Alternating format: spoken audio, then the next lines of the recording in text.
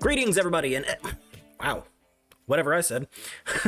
Greetings, everybody, and welcome to episode 106 of the Sickcast, aka the Siblings in Cardboard podcast. I'm your host, Donnie, joined by my buddies slash co-hosts, Noah and Thomas.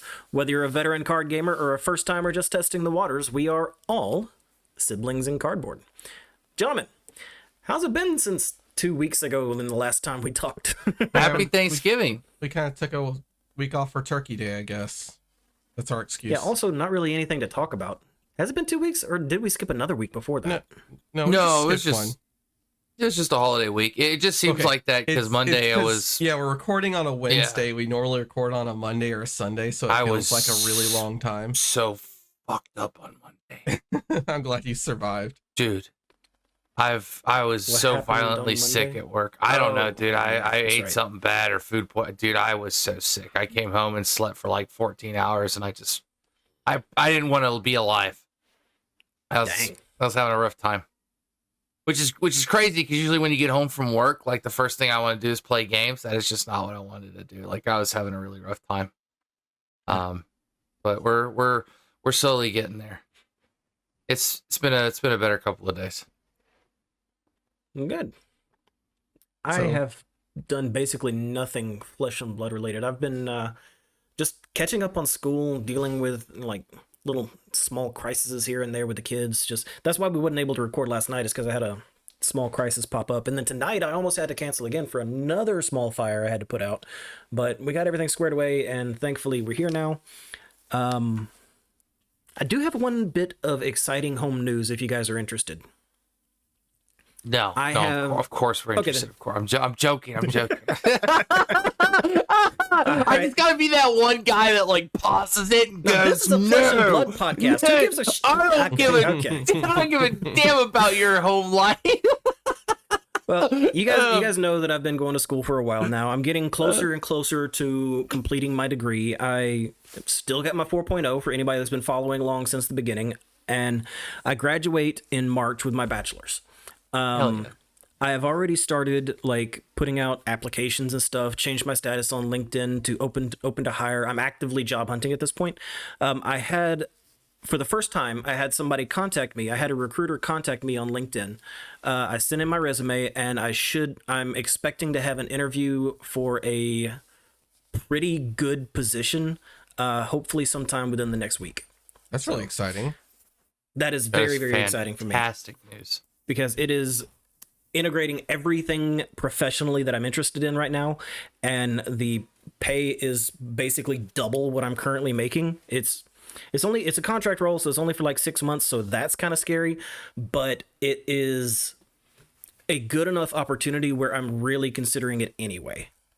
So that's like super exciting for me. You should let your school know too, because they love hearing those stories of like job placement right when you finish your degree.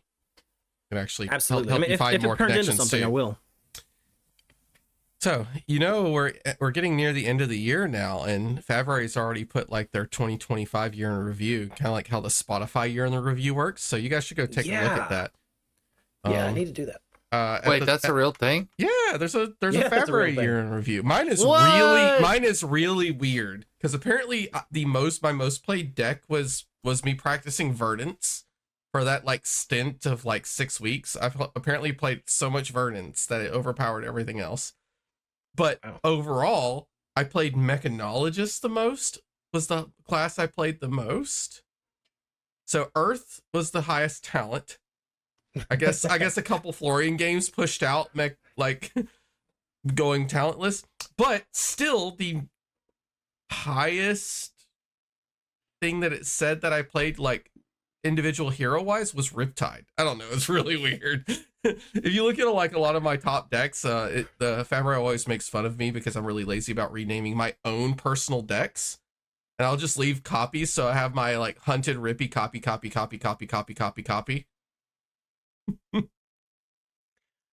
Apparently, I have not played a single game on Talishar since they dropped all the Talishar stats. I have 0 tracked games in 2025. What?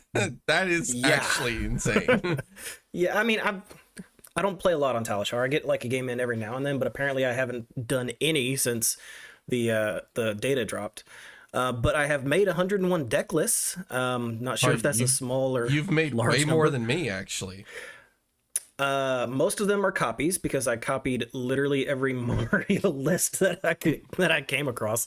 Above all else, Assassin, but they're sure I'm normal about it, and I'm a big fan of Arachne Marionette Dagger for 17. Love it. That's great.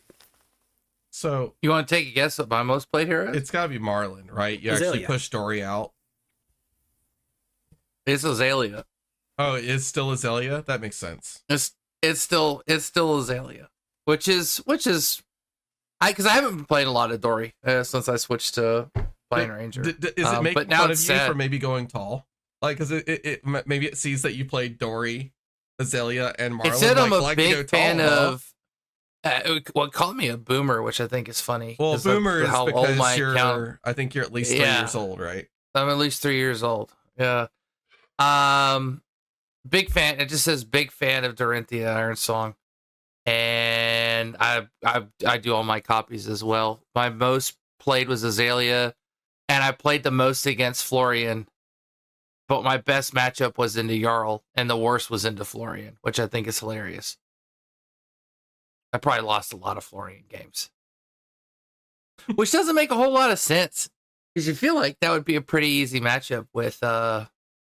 With what deck do you play that likes playing into Florian? I don't think a single one, man. No, I was gonna say when Azalea was playing if the. you get lucky, God, I can't think of the name of that. Dreadbore. Yeah, if you got lucky, I guess. That's still like you have to get lucky and like catch him with him in his hand instead of just like arseling him, then throwing 5 at you and being like, okay, you hit me for 4 or whatever. It's still rough. But now I gotta go back to I gotta get Marlon. I gotta put my Marlon stats up and not want to run back to Dory because I think Dory's in a really good place. But there's really no good reason why LSS can't do something similar and send it out like in an email to their players. Like they have all of the gym data. They could do something similar to this and send it out to everybody. Like they could for like a year in review for. That would be kind of that would be awesome. Yeah, that would be neat. That'd be some good meta stats. What if you have like a bad year and they're like, you're in a review. You went X4 in every competition you played in. Oof. I could see that happening. That would be really freaking cool, actually. LSS just dogged on you for having a bad year. If I had a bad year, an automated oof would be a pretty funny way to end my year. But I take things a little really differently than others. Yeah, that's. I don't know. I feel like most of the player base would enjoy some good-natured ribbing like that. Because I feel like that's the kind of relationship most of us have with the game at this point. I mean, this is probably my best year performance-wise. I missed day 2 on more events, but I top 8'd a Battle Hardened, so it was my first top 8. I won a 1K equivalent, and I crushed a bunch of RTNs and PQs this season. So next year, Pro Tour champion? 100%. I would just like to cash out at a tier 3 or tier 4. Like that's my goal, just to cash out. So I'll keep it. Those are good. You're gonna win those a are Pro good Tour goals. for the last 2 years now. So that way, when you win one of them, we're just like, boy, imagine cashing out, right? I play these like meta adjacent decks all the time, so it's I kind of rely on my gem to be nice to me a little bit. I don't know. I win a lot of games with RKO. My in-paper win rate is somewhere between 1 in 7 and 1 in 10. I mean, loss rate 1 in 7, 1 in 10 loss rate. So it's very high. Like that's a really high in-paper win rate. I've played very little Talishar after just the initial learning with RKO. It's almost all been paper games. I join as many paper leagues as I can, and I go to as many armories as I can to practice them. And this is the least amount of Talishar I've played since I started playing the game, weirdly enough. But it's also the most positive I've felt towards Flesh and Blood all year. Like the introduction of Sage, and I've been personally enjoying the current meta. I think it's quite good. I know a lot of people feel it's a little stale, but I mean, there's no Lexi, there's no Enigma. People aren't playing Kano. So Apparently, Kano's not really a deck in Sage. Or at least that's the last rumor I heard. Wizard is only okay. I mean, they're consistently not getting top 8s because they're getting like beat up by decks that are too fast for them to let their accumulate their evasive damage through Arcane. But it's only okay. Okay. Yeah, I mean, like I said, I've been too focused on personal things to really get a lot of time practicing or whatever. At some point, like maybe after I actually graduate, I'm going to start spending more time grinding and actually trying to get good at this game instead of just, an armory grinder on Tuesdays occasionally. Because I've missed like a few Tuesdays again here lately. Just life happens, So last night I went to Armory, and I will say that in a single sitting, I had 5 in a single game. I think I had 4 playlines I've never experienced before in RKO after hundreds of games.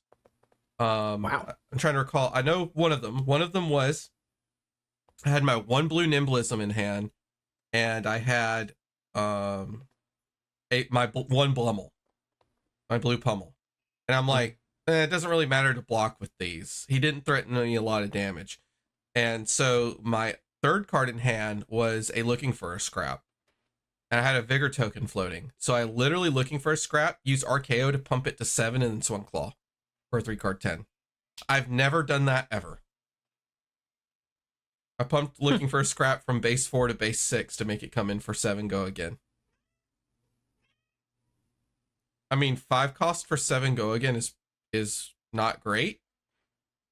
But shrug, like I'll take it.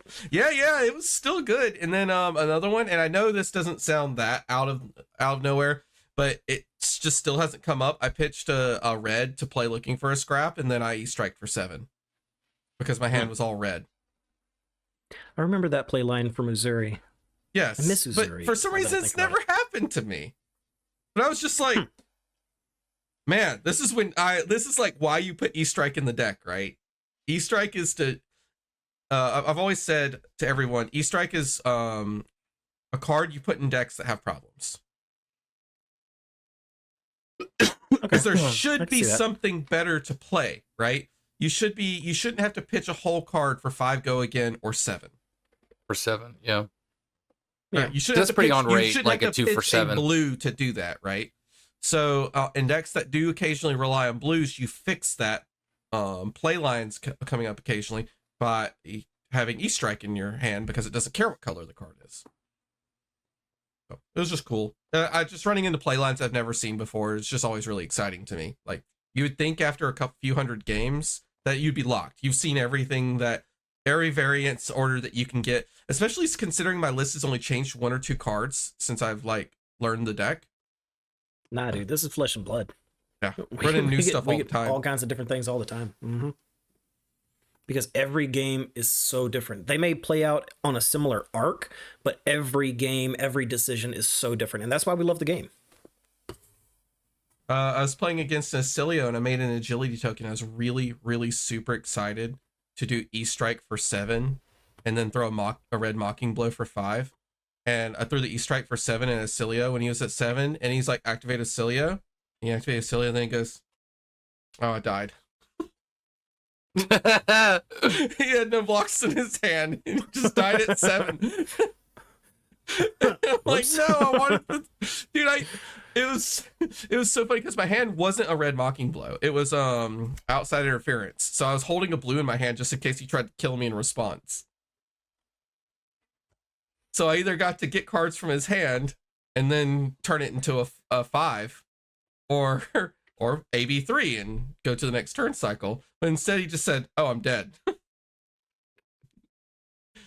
I mean, instants do that. Okay. So, did anyone pick up any of the Black Friday packs?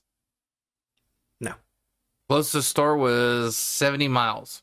Really? That was actually an event store. Yeah, I called a lot of areas around there. And it's funny because a buddy of mine lives in York. And I was like, lo and behold, that's the only damn shop that's running an event, but and had him. But no, I was not able to. My first But pack. it's okay. I was doing family stuff. I went and grabbed some packs from Level Up because yeah. I was going to buy a few things from them for on Black Friday for like Christmas gifts anyway. And I opened my Black Friday pack and it's Cold Foil Dramatic Pause and Cold Foil Cheers. And I'm just like, there's no way I just missed twice. These are 2 cards I'm not going to play. So I was a little sad. I'm like, okay, I'll waste money one more time. And boy, did I, God, why did I buy a box of Mastery Pack Guardian? Okay, dude, it's a good set. It's crazy. It's a good set. I opened a Peck Perfect and a grip Test of Iron Strength, or no, Test of Iron, whatever, the one that makes you discard. Those are like 2 big hits, 2 of the biggest hits in the set. But it doesn't matter if you don't hit Marvels in that box, like you get no value. But I got Booze and Tension in the Air, so I double hit. Because I need Tension in the Air for my Pleiades deck, and I need Booze for my Archaeo deck, so it worked out great. So I got all my money back. I picked up another one from Jose. Jose opened the Marvel, of course. Even though card is totally unplayable, it's very, very rare. It's one of the Ultimate Pit Fight Heroes. Pit Fighters, right? Yep. Yeah. Yes. It's the Centaur Lady. Yeah. So but man, I'm pretty happy with the packs I've been opening recently. My packs from my monthly league that I play were all gas. I got like a Cold Foil Adaptive Plating, which is great, and opened up another Boulder Drop, which I could never get enough red Boulder Drops, and got a Cold Foil Malefic Incantation. Nice. So yeah, 2 monthly leagues, good. They're lucky. They send the packs to you, like. Dude, this league that I'm playing, it takes a month to finish it. You pay $10, you don't pay shipping. They send you pack per win plus gem pack. Wow, $10 right. You play on webcam, yeah? Yeah, it's webcam league. Okay, that's what I said. Like I play so little Talishar because I'm in so many webcam leagues now that like I'm just all paper recently.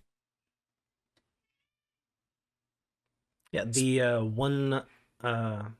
one month that I joined the league, I actually really enjoyed it. It's just, I'd like to do it again at some point soon. I'd say the biggest problem is like dealing with European players because they can't help they're European. We can't help that we're American. And then there's just this massive time difference. So it's like, dude, you I have play to at like 3 a.m. That's fine. Oh yeah, you're fine. But me, dude, I'm just like my times to play are like 8 p.m. to 11 p.m. They're like, man, I'm asleep during that time. I'm like, yeah, okay. All right. So I couldn't think of a good segue to send you into the market minute. Do you want to come up with something?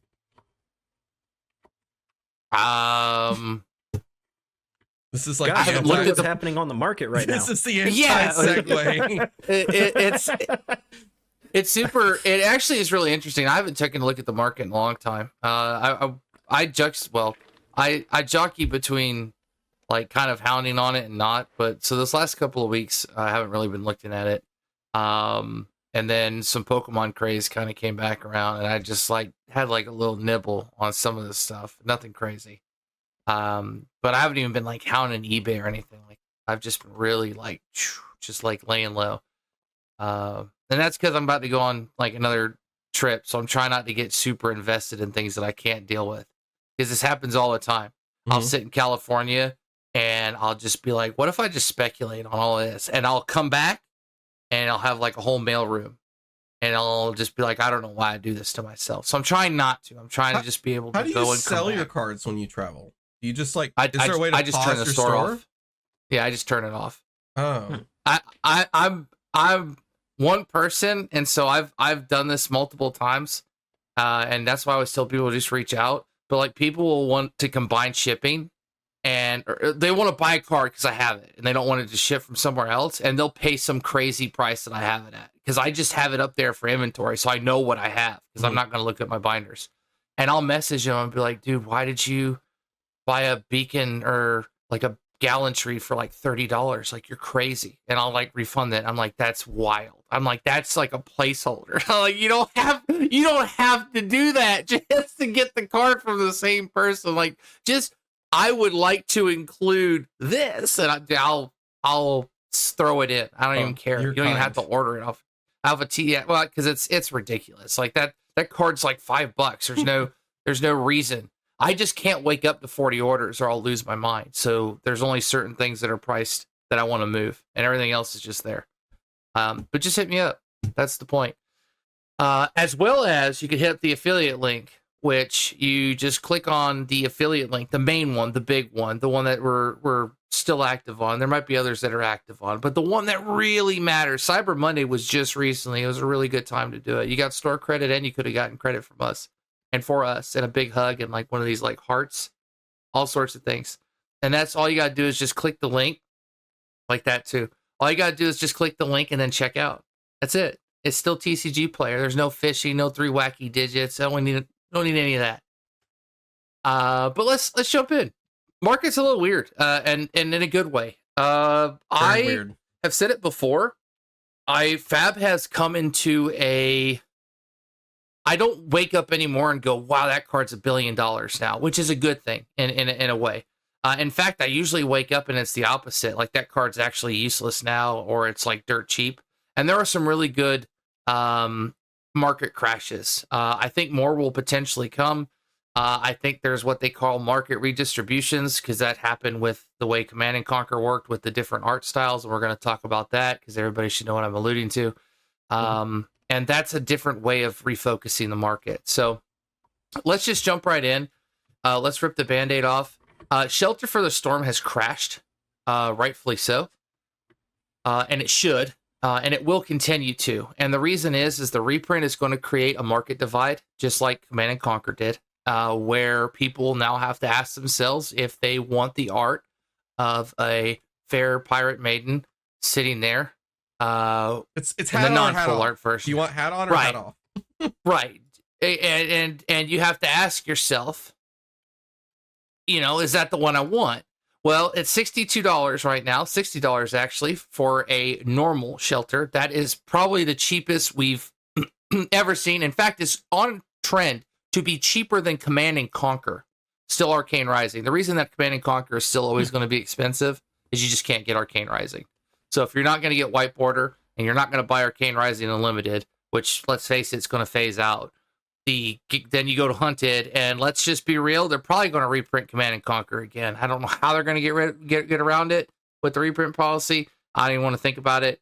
Just assume that there's got to be a way, or they ban it. Who knows? Because Compendium doesn't look like it's going to have it. But either way, so $60 Command and Conquer, Shelter for the Storm. That's the normals. The extended arts have slowly started to come down. They're at $275. Note that those will probably go down to 200, maybe even below once the new ones come out. I think the way the extended works is it'll rival it. I think it will be a different sort of collectible status. I don't know if it'll fully take away from it, but my advice is if you ever wanted a playset of those, which I still want to get a playset of them, there will be a point where they will kind of plateau at a very low peak. Most likely when the other shelter comes out and it creates a divide. And that's when I would buy a play set. Because here's what's going to happen. Collectability wise, if you want to say, well, I like that art and I want both arts, this is the same thing with everything. Like I want Kasai and Conquerors. I'm never going to play them, but I want them. Just because I want them. You have to get them while they're low. Because they'll get harder to find. Hunted already has a problem. And then you top it on the fact that that's an extended art, and you top it on the fact that that's never going to get reprinted. And next thing you know, those things are going to be back to $300, $400, $500 down the road. So think about it that way. There will be a good kind of happy medium. Just to give you an example on that note, and it's more to just prove it. Marvel Codex of Frailty, I think, is $600 right now. Really? So yeah. And it just what are you gonna do? Expensive. What are you gonna do? Right. And the crazy thing is I said it was criminal to buy them at $400, and it probably is. Crap, they're up. But ask yourself, when are you gonna get Outsiders? When are you gonna pull it? And is that card ever going away? Because the answer to all three of those is probably no. There's just none on the market. Right. Well, their value is still like proposed around $550, which is still way high. But there's just none on the market. That's great, dude. It's so like interesting who's to me. Like who's going to part with them? They're $22 a piece. If you just want a playset, they're like $27 a piece. That is correct. Insane. That actually stunned me when you said that, because I think there's a time that they were like $275 each. They were so criminally cheap compared to what they are now, and they weren't cheap back then, but they were cheap. And then every deck started to run them, and they went up and up. And this is the Eye of Ophidia thing, 100%. And the only way that would ever rival it is if some equally stunning, common, treasure-esque thing Marvel came in and did it. But then again, we're in the same boat. This is regular TCG scarcity, guys. This is what's out in the market, what you can easily get your hands on. Outsiders, where do you find it? I promise you, Outsiders gets bought up just like Dynasty. It's so hard. I know, because I would buy the Dynasty and I would buy the Outsiders. It wouldn't be at your local store if I was there. I promise you. I'd have a whole tower of it, and I would tell myself I won't open it. But every weekend, I would open up a box. And that's how I have gone through the majority of my Dynasty. Is just like, what? Why not? My Emperors, by the way, and I have like 14, all useless. Dude, that is a dead card. Okay? All of them are useless. I love each one of those Emperors equally. All useless. I still don't have one Marvel Emperor. That's all I've ever wanted. That plus that stupid cold foil. Oh, you want me to tell you a good deal? Soraya. Maybe it's on your list, so maybe I'm not surprising you. You want to know a good deal right now? Right now. The weakest link. Yeah, no, it is. It is a good deal. It's the lowest it's ever been, and it's like not even close. Like besides like release, I think, right? I'm using my store credit from Cyber Monday and my bad decisions with Pokemon to buy a playset of Weakest Link. But you are correct. Weakest Link $28 right now. You have to. Remember how many times we talked about that card being like $50, $60, $75, $80. The reason why it's so bad, Misfill's dead. Misfill is the most dead set right now. And like blue glue. You're done. Yeah, and they're gonna go right back up. Yeah, this is a really good time for things like that. So find because you know they're gonna make other heroes. So you know they're gonna make people that can use those cards. So think about your speculations, whatever you want to talk about. But definitely Weakest Link. If you don't know a playset of them, get yourself a playset of Weakest Links. Before Acilio gets really good. To be fair, Acilio does hate it when you play this card against him. And then we've had a bunch of like it's usually the Marvels, and this is the what do we want to call it? The bling, the fab bling tax, right? Because that's usually how this works. People want to bling out their decks. So I've seen a lot of increase on certain sigils. I think Sigil of Brilliance is pretty astronomical right now. I believe it's 225, but there's only like 3 listings. Sigil of Aether, all the sigils right now went up. Just go ahead and just put them in a row. Sigil Aether went up. Sigil Brilliance went up. Sigil Lightning, trust me, I know it real time went up. It's $64 right now. It's up. So all the sigils are up, and I've put a note on there to discuss them. Along with Scowling Fleshbag still kind of reigning pretty high. I think Brute still has a lot of looks going its way. I don't know if KO is ever going to really slot in to the deck it's supposed to be, given some of the tools it got. But I mean, it's still an $83 headpiece. It's still pretty widely accepted. In other news for Brute, this is one of the exact reverses that I usually see. So Armory deck Reinhardt is, I think, lower than MSRP. It is on TCG Player. I'm surprised. I think that deck's good. This is crazy because like Max is $2, but Max is actually $40, where I think that's like right about MSRP, and Reinhardt is like, I don't know. I feel bad. Reinhardt's so like people are fighting to sell those decks, which is crazy because I think Reinhardt is actually a good fundamentals hero, and I think the Armory deck and the gear is actually really, really good. Okay, no, I just think that I take it. I will contest you on that. The gear sucks. Other than getting an alt art Goliath Gauntlet, which is actually super cool, the equipment's bad. You tried LSS. I don't know. Beat The chest beat is really chest thing is cool. pretty cool. I mean, No, it's no, very, the very chest piece is- flavorful. No, Bear Destruction and Alpha Instinct, the two M's out of that set, in my opinion, are really good. Like, those are really good M's. The equipment is really bad. Like, Torque of M is the chest piece. It's just terrible. The KO Armory deck is way better. Okay. Savage Sash Well, when is you kind of compare above and beyond KO. anything. You can't really compare it to Savage But Sash. you can. They Because they when they were originally released, they were released at the same price point. So you can compare them. They're the same class, the same price point, and they just made a chess piece. It's just strictly worse in every way. It's only Battle they War tried to- 1. You're right. It's only They Battle tried War to- 1. I stand corrected. Yeah, I stand corrected.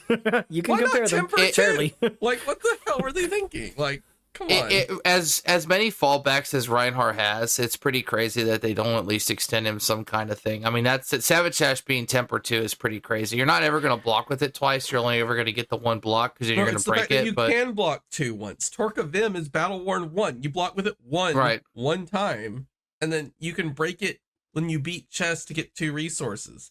Savage Sash is giving you like 2 resources, like at minimum, sometimes 3. The cards. The chess piece is dog. And it blocks for 2 outright. Yeah, no. I mean, the KO Armory deck, I think, is probably one of their best Armory decks they've made. And it shows. I mean, it's $100 and it's crazy. But I just thought that was really funny, and I wanted to point to that. Reinhardt is definitely one of, outside of Bravo, I think 2 of the most underloved and underappreciated heroes right now. I don't know. In Flesh and Blood. He's done pretty well in some Didn't events. he just top 8 something? He's like at the edge of top 8s. Like, We're talking Reinhardt? Yeah. That's the Eugene effect. There's some other Eugenes out there that are. The thing we've talked about this, Reinhardt's hero power is so toxic to play against. If it's activating like it's supposed to, then there's no decision that you get to make. And if it isn't activating like it's not, then what? Like you're playing solitaire.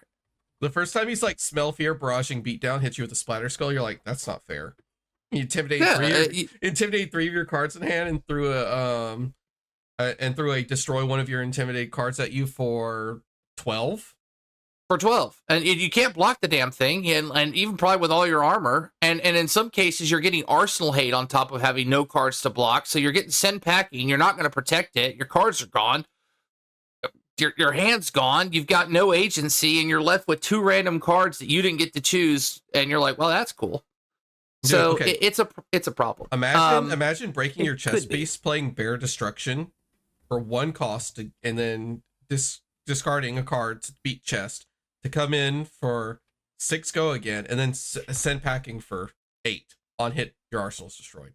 It's actually pretty good. There's other cool things like Massacre. I think the deck is way better than people are giving it credit for. I think I think Reinhardt is playable. I just think that the scale is so finite with Reinhardt. If they even tip it slightly in his favor, I mean, he is going to run away with some or games, if we go into a blocking meta, fun. If we ever go into a blocking meta, Reinhardt just stomps all over it. Like, you cannot block when Ice comes back, maybe. Yeah, if Ice comes back, or like once Syndra LLs, because if Syndra didn't exist, like Syndra and Gravy didn't exist, we would be in a blocking meta right now. And Reinhardt would be supreme. He would be beating crap out of people. It's just the problem is Reinhardt is not that great he's okay into Syndra, still terrible into Gravy. It's so bad. Chum is such a awful card.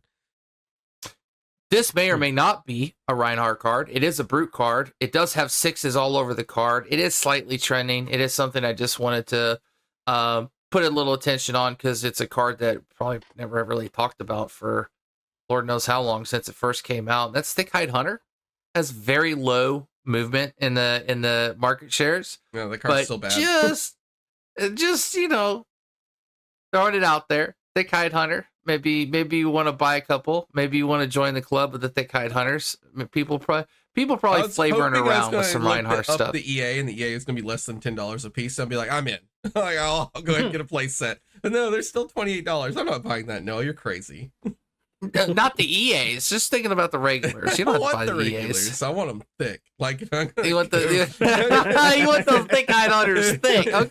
Okay. What else we got? Loan Shark still still pretty high, $23, $25. And these are all rainbow foils. In fact, I actually, it's crazy. I think the rainbow foils are cheaper than the non-foils for a loan shark. I couldn't tell you why, but they are. So there's that. Prismatic Leyline. We talk about this card a lot, and then everybody always says why. But this time it's actually kind of flown the coop. It's $30 plus now, so it actually has gone up yet again. And so Prismatic Leyline selling like hotcakes. Very low quantities left on TCG Player. Lightly played starts at 30. Pretty much near mint starts at 30. It is Japanese. So you're looking at about 32 plus. There's only 2 at 32. Then they go to 50. So think about your Prismatic Leyline. See, everybody says why, but the card keeps going up. It's such a superb gravy card. Who else is playing it? There's some Katsus out there. I'm telling you. There's some. No way. I'm telling you, to look up a card and find decks that have the card. Katsu could technically play it. There's some good blue gust wave action. You could do some yellows and then finish what you could also do? Have cards that actually kill your opponent. Like Katsu cannot draw brick hands. It's so bad. Like, to be fair, you can pitch it for Kadachi. You can pitch it for Kadachi. No.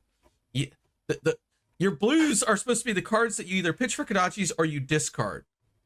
You're not playing them unless they have cool effects on them. And then they do. Doesn't Retrace the Path has got the coolest effect with it. It becomes any card, and it's a blue. I'm just telling you, man. So you can go 100 wins. Not the way. 100 wins. 100 wins. No. That actually makes me think of something else. What else do we have in the market minute? Because I want to talk about Mask of Many Faces for a second. Just a couple of sizzles, because I assume people like Aurora want to play it.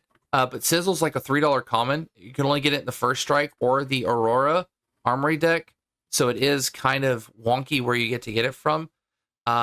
Weirdly enough, those seem to be the only place. If you can get it anywhere else, I don't know why people are buying it specifically from those decks. But I feel like that's the only place to get it from. That's the only place to get it from. I think so too. Yeah, one of those two places. So Sizzles.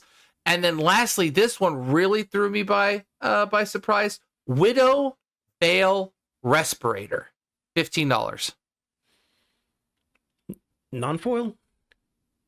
Yes. Or the cold foil? Non-foil. $15.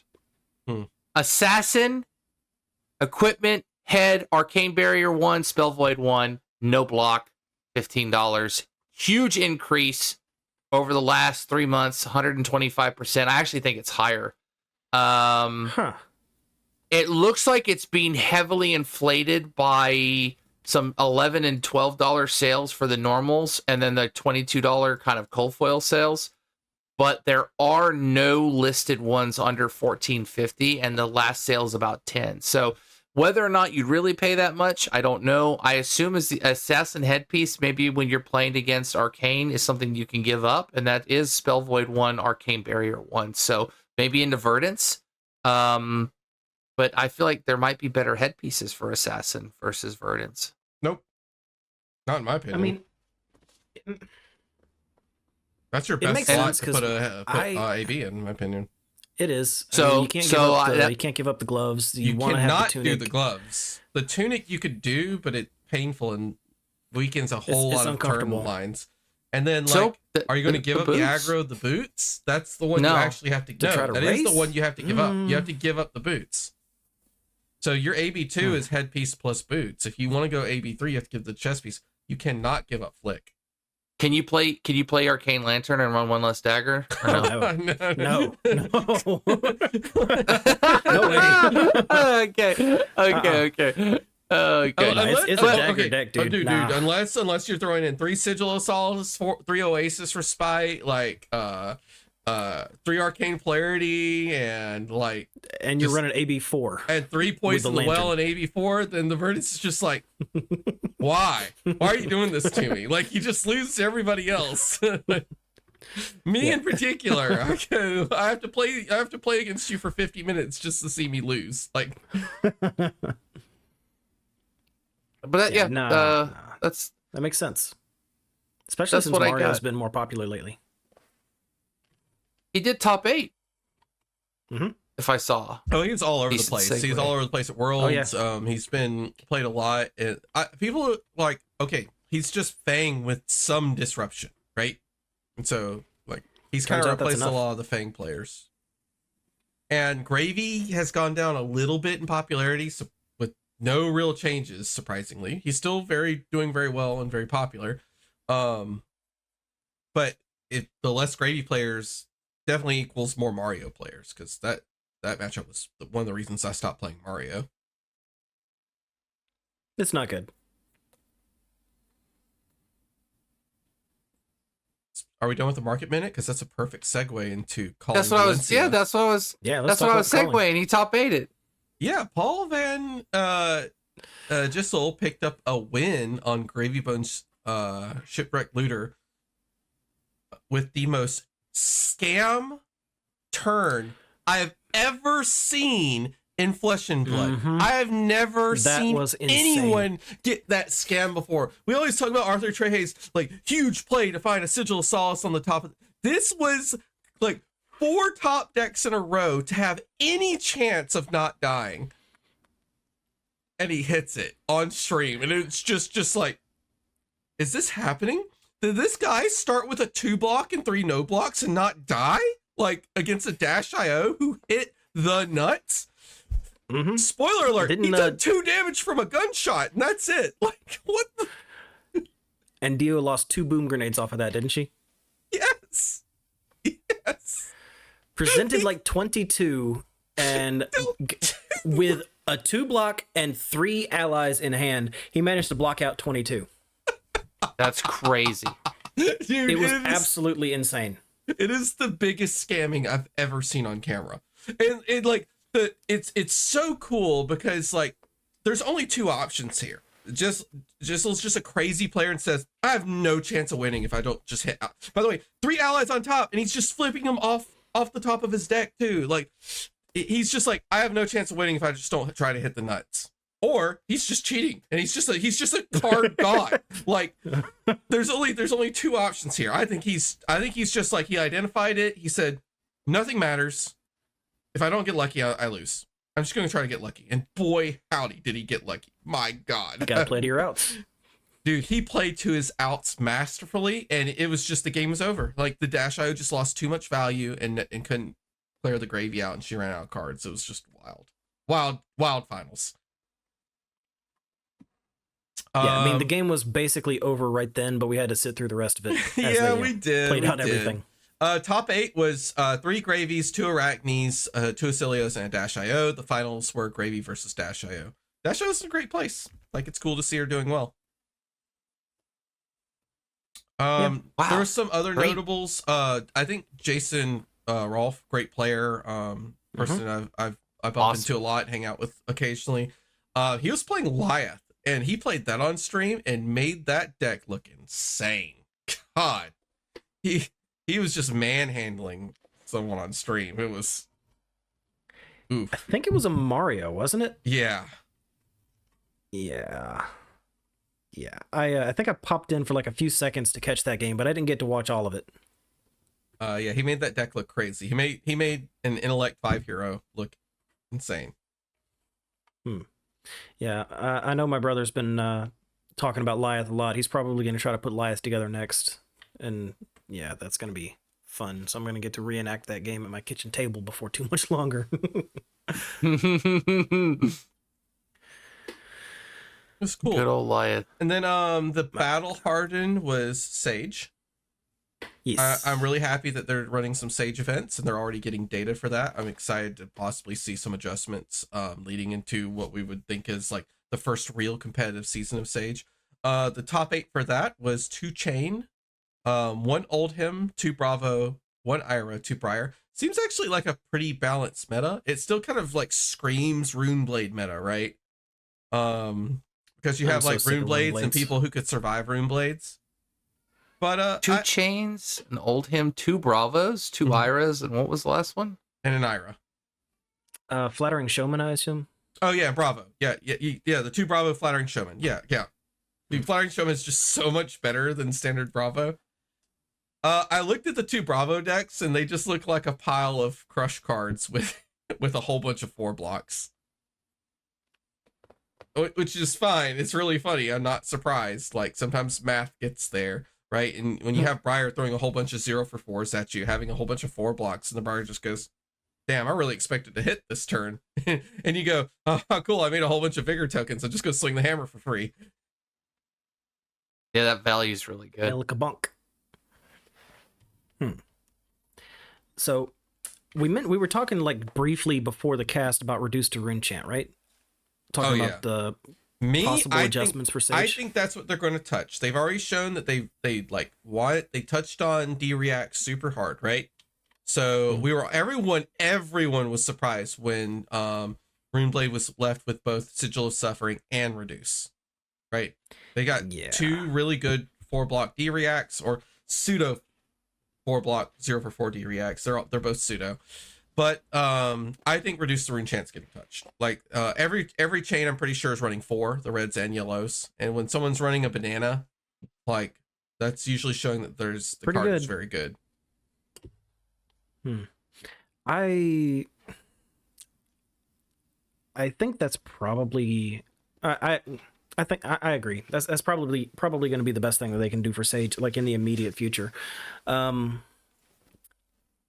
the calling top 8, though, I was, last time we talked, I was really on board with the idea of just touching like the top decks just to bring things more into line. What do you guys think? Is that something that is likely to happen now, based on the way everything shook out in Valencia and how wild that meta was? Isn't CC balanced? I know people don't necessarily like balance. Like everyone says, we want CC to be balanced. As soon as it gets balanced, everyone goes, man, the meta's so stale. Yeah, because you're either playing a bunch of mid-rangey blocky decks, and then I feel like you get the resurgence of like weird dual warrior type thing, and the meta's just this Wild West, and you don't get to like prepare for anything. You still get I think it's actually Cilio and Syndra, and then you get you got Verdance who does her degenerate stuff. You still have the board state decks, like Prism still does well. And there's a good triangle, and in fact there's more heroes in the triangle playing against each other than there normally are. I mean if it wasn't the top Verdance, there's always going to be gatekeeping. Verdance and Gravy gatekeep super hard, but like they aren't if they're not gatekeeping, then other decks are gatekeeping. Well, the thing is they are gatekeepers, but they're not so heavily prevalent that other decks can't succeed at all, because Syndra is there. And as long as Syndra is there, like they have things that stomp on them. And Syndra is popular, but a lot of these other decks can prey on Syndra. Like I target Syndra very heavily with my Archaeo list, even though I barely ever run into her. Like her being in the meta makes my deck playable. Because if there were more Gravies, because there were less Syndras, I don't think Archaeo would be playable. So I'm targeting Verdance and Syndra. That's my 2. I think people need to think more of their decks and the representation and like kind of how they speak in that sense. It's like should be a couple of decks that are very meta heavy that you're targeting, and you realize that you're not going to be able to cover all the matchups because you're just not. Like if there is ever a meta where you're covering all your matchups and you'd be playing the best deck in the format, you'd be playing the best deck. You'd be the deck to beat. So then it wouldn't be a balance. So there needs to be I'm giving up my shares here, but like this is what I'm looking to play, and that's at least 35-40% of the field, and I feel good against these other dark horse decks. I got my Victors, my Marionettes. I feel good about this. Okay, Cilio, yeah, I feel good. I feel comfortable, and okay, I'll give an edge here to like a warrior, but like how many am I really going to see? That has to be the way that you approach it. Otherwise, you're looking for a utopian meta that doesn't exist. Not close now. The point is not diversity in the top 8 or diversity in the field. It's how stale the meta is before there's going to be a major shift. The next major shift coming is going to be Pin, because I do not expect the Arachne Armory deck to actually change all that much. I mean, Slippy may get a slight boost, but I don't think that's going to. We've I'd seen be the surprised list. if he does. I'm But very whelmed by that list. wait, we've seen the full list. Yeah, there's I a have not seen the full list. Someone's broken down a picture of it. I don't know if it's been like fully released yet, so I guess that could be a leak. But someone cracked open the box, and I was quite whelmed. There isn't like some big card that you're going like, holy crap, Slippy's back. Oh. If then Slippy's my going to point be remains back, valid. if Slippy's going to be back, it's going to be because they said, okay, we've changed our policy. We're doing restrictions in CC. 1 Bonds of Agony. Oh, please give me 1 Bonds. Just give me 1 Bonds back. I was for it. I really wanted them to restrict Bonds of Agony. I liked Slippy being in the meta. I think the meta was better when he existed. In some I will ways. gladly take a single Bonds. But the point, like I said, it's about staleness. Do you guys think that there is... Do you think it's going to be really stale by the time Pen comes out is the question I'm trying to get to. If they don't do any bans, people are going to complain about staleness. Even though I think we're in one of the best CC metas we've ever been in as far as like balance and competitiveness of lists. People want change and evolution of the game. And if there's no bans in December 15th, this will be one of the longest stints where we didn't have a dramatic shift in the meta. The last time was Lexi. Especially with the 0.5x multiplier on all these heroes that are winning. Yeah. Because So I feel like they kind of have to, but we've touched on that before. But speaking of wild things, did you guys see the Ira list with the Crazy Brew and the Mask of Many Faces? dude, I saw that. I saw that literally the day Sage was announced. Like people are. Dude, I don't go. Well, I've known about it the whole time, but I have. Like, I'm gonna need you to do that again. For the audio only listeners, you need to go to YouTube and look at Thomas's little dance when he does that. So for those, I didn't even think it up. I was just playing some random Sage text, and someone like head jabbed me, and then they broke their headpiece, and they threw Life the Party at me. I'm like, oh. Yeah, 1 for 6 go again on hit gain a life. Okay, I got it. Yeah, that's pretty good. I complain about value out of a headpiece because it makes me mad. Because the Mask of Many Faces. So explain the interaction. Mask of Many Faces costs 1 to break it, and you get to target card gets a name of your choice. You name a head jab or something Crazy Brew, and so now it is a head jab Crazy Brew, and then you play Life of the Party, and it says destroy a card you control named Crazy Brew. So you just destroy the head jab off the chain.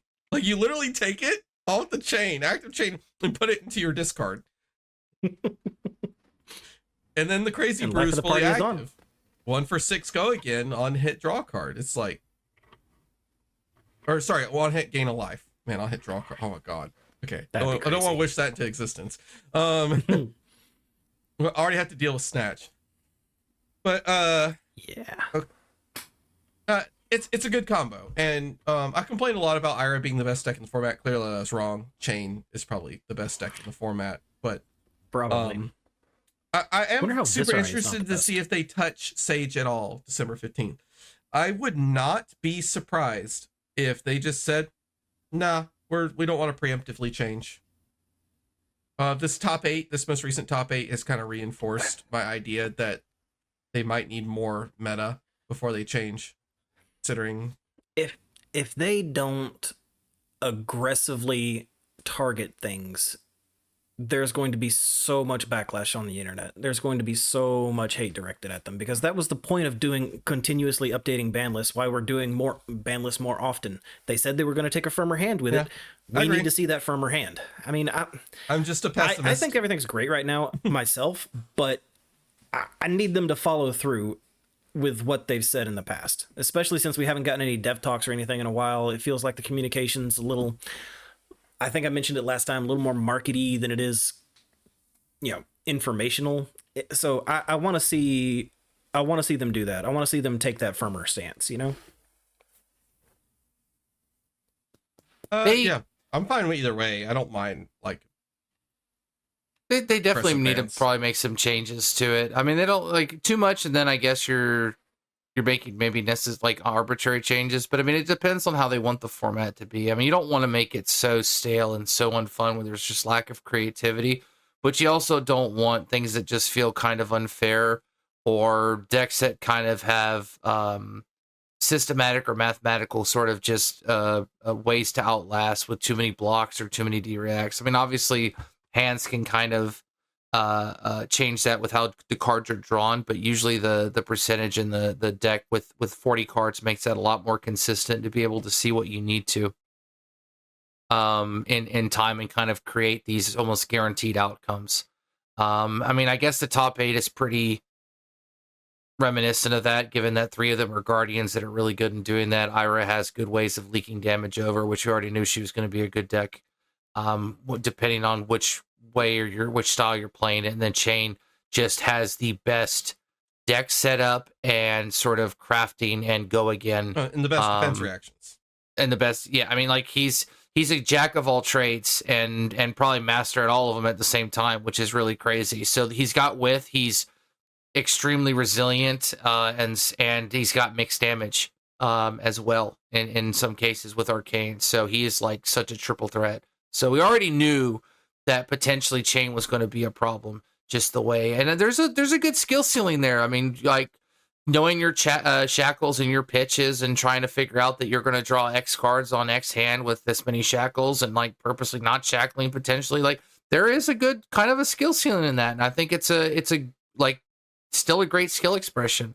But you also shouldn't maybe have access to both Reduced to Rune Chant for free in most cases, as well as Sigil of Suffering, which is another practically for free with a ping D-react in a meta or in a format with 20 life, and already you're like just scraping by in some cases. They'll probably make some changes. I want to ask, and I'll put this at the very top of the description for this video too. What do people who like chime in and listen to our podcasts think? Like, give us some comments on what you think is getting banned on December 15th. For sure. Because our next podcast will be right before that. We might talk about it one more time. And the one after that will be like, oh my God, the meta is so different. Or we'll be like, well, yeah, shrug. Okay. I guess, where's the groundhog? Need to see what's going on. So yeah, I'll be interested in what people who play maybe in other armory metas think, like what cards are annoying you, people who've maybe played more Sage than we have, like what do you think is needed to kind of balance out Sage? So I'm interested to see what other people think. Yeah, and I cannot wait for more pin spoilers. I'm very, very interested to see what is coming to support Sage. I'm very, very excited for that set. It's going to be a good set. I like that they're back to supplemental. I think it was something sorely missing from the game. I think that this will hopefully curb the I want to make 80,000 new heroes, which I just also think is genuinely not a good direction for the game. I mean, in one ways, people think it is, but you don't know if they're not going to put new heroes in this. Oh, they like. I'm Icelander hoping not. 2. This would be a really easy way to put Icelander back into the game. Recreations of heroes, I think, is not the same as fully designed like new heroes. New archetypes, the idea behind it is it's just wild that we have to constantly balance a game around 3 to 4 new heroes or archetypes coming in every time. And like I promise you, just like certain cards get lost in it, they need to get banned. It just becomes a Yu-Gi-Oh type syndrome where you just have too many different things. There's that whole adage, right? Too many cooks, and the whatever, spoil the broth. Or I'm bad with remembering those things to a T, okay? But just understand that sometimes you have a really good foundation and you can prop that up rather than have to create something new to constantly stir the pot. So I like the supplemental. I'm all for it. Not every set should be a core set. Not every set should be a standalone set. Sage should be the way to introduce limited and blitz and more fun play. I think that's great. I think you can capitalize on creating young heroes to enter in a new meta and do it that way as well. It creates a good way of changing the dynamic without having to go, well, here's 4 more, because it's just too crazy. I mean, we're gonna have Bravo here 2 years later, still stuck, and there's 6 other Bravos. Like, you can't do it. You just can't. One thing I will say is really cool about Sage is that I've noticed that there's a lot of opportunities between rounds at the armory to just jam a game of Sage or 2 while you're waiting for the rest of the games to finish.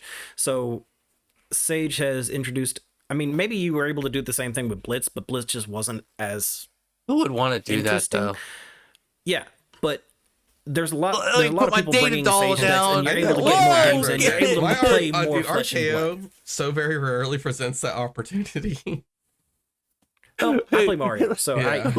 You guys want to play a quick Blitz game? Yeah, here's Reinhardt. All right, all 4 cards gone. 16. You're at 4. Your turn. I'll block it. Go back to. I'll take all your damage. My turn. All your cards are gone. You're dead. Wow, that was you want to play again? You want to do it again? To be fair, you want to do it again? Sage Reinhardt can do that with the new. I'm sure it can. Yeah, with the new beat chest mechanic cards, like he has a couple of like banish your entire hand, swinging in for like 12.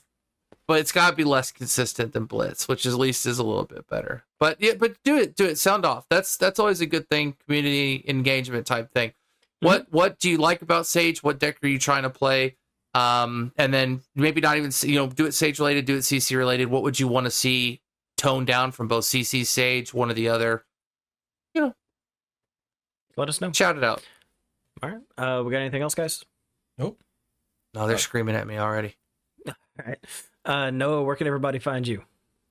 At Big Max Fab on Twitter, at Big Max on Blue Sky, and I promise once I'm done with traveling and stuff, back opening these packs, I want to get some exciting things. I think I got Outsiders I got to finish and Bright Lights, and I don't know, I got to get some new boxes of cards to open. Maybe some Crucible. There's a Marvel Codex in there. Mm-hmm. Oh my God, don't. They won't make it through the pack crack videos if you tell me that. Oh, there is. You just got to believe hard enough. Manifest it, man. Manifest destiny. Thomas, what about you? It's in there. Yeah. At Wet the System Fab on Twitter, Wet the System on Discord. And a whole bunch of armory leagues, webcam armory leagues. Yeah. That's the Cards R Us Discord. I am Draco Hominus 87 everywhere social media is sold, except for I deleted Blue Sky. You can find me here on Discord. You can find me on Twitter. May or may not be able to find me on Facebook that way. I don't know. But just reach out. If you guys want to talk about Mario or Sage or anything like that, hit any of us up. That's it. So thanks for joining us, everybody. We hope you enjoyed catching up with us this week. And if you did, subscribe or follow, depending on where you found us, to catch us again next time.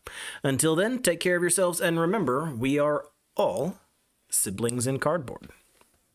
So check this out. I'm going to be real with everybody. Next year, right, it's going to be a new year, new phrase, new kind of maybe move off the discard your cards. But we're not in a new year yet, so I can still do it. So I want you to remember, with all these pummels floating around, that I'm watching you. And it's other TCGs that do it too. I'm telling you, I'm watching them. You got to just read the card and do what the card says. You got to discard it. Nobody wants to, right? But you have to. Just read your cards. They explain what to do.